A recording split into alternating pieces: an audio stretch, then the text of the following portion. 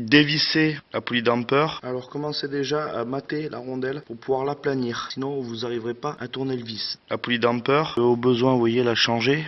On voit que là c'est pas mal abîmé, donc quand c'est comme ça, vaut mieux la changer parce que ce qui risque de se passer, c'est que la poulie damper risque de tourner sans en être entraînée par le vilebrequin. Elle risque à force de pas amortir le et donc d'altérer le moteur. Quand attendez-vous à un prix exorbitant, je crois qu'elle est dans les 200 €. Pour enlever la poulie damper, vous voyez que les 34, ça peut y aller, pas vraiment du 34, hein. C'est un pas anglais, mais bon, ça y va la 34. Pour retenir le vilebrequin, vous voyez là, moi j'ai mis une ferraille comme ça là, pour rentrer dans la dent, et en fait, quand je tournerai, cette ferraille va se bloquer ici. Alors à savoir que je déconseille avec un tournevis, puisque le tournevis, en fin de compte, vous risquez d'abîmer le plat du tournevis. Ensuite, enlevez les vis tout le long du carter, puis dévissez ceci. De l'ordre où on met la vis.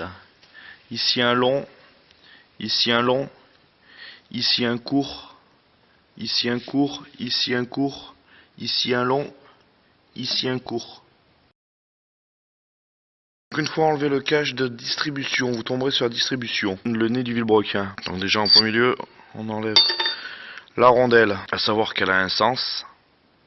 D'ailleurs, comme on peut voir, il y a une clavette ici. Donc je constate que la chaîne de distribution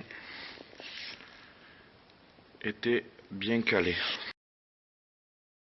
Sur le nez de l'arbre à cam, cette rondelle là, elle freine aussi l'écrou. Donc on y tape dessus et ensuite on dévisse. L'écrou, c'est de l'impérial. Pour pouvoir accéder à enlever la distribution. Donc on dévissera ces deux vis de 1,5 tendeur de chaîne. Et ensuite là, il n'y a plus qu'à la faire sauter. Alors donc là, comme on peut voir, ma distribution elle est bien bouffée, hein. C'est pas un mal de l'avoir démontée. Là on a des lames de rasoir et puis la chaîne.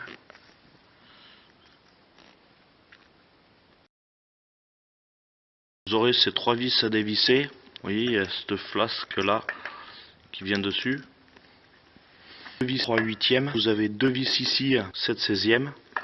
Et ensuite, il vous suffira de tapoter là et de tapoter derrière. Vous voyez, pour pouvoir enlever la flasque. Et ensuite, on se retrouve comme ci.